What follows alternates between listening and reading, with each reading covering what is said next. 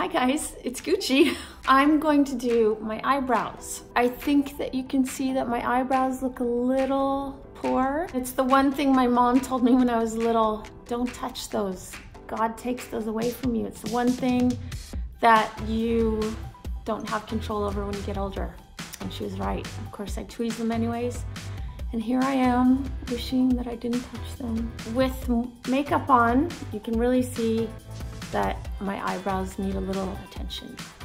So I'm going to use my favorite eyebrow product, Boy. I think what happens is when you get older, you lose a little bit of volume in your face. Your brows may need to also kind of acclimatize with the shape of your face. Okay, so usually I start here, and there's that old saying that, you know, you want to take your pencil and go measure it from your nose, and you want it to be a straight line. True. So you want to start there, and I like to do little feathery kind of strokes, gentle strokes. And I use an ashy grayish brown. Everything's ashy. I don't like anything to be reddish because my skin has a lot of red.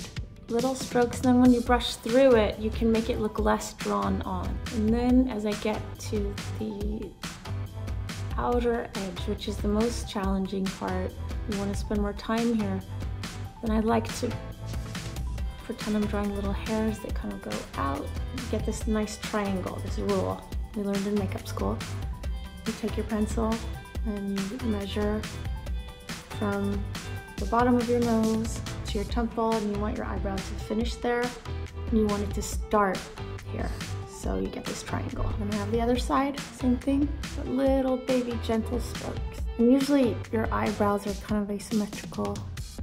This side's way thinner on me. Imagine when I was 16 and I had these like round, silly circles that I thought was super cool then. I prefer a pencil because I find powder gets a little makeup-y looking. And again, these little baby strokes towards the edges. Kids, listen to your mothers. Don't ever touch your eyebrows. It's true, they get taken. You can't put them back.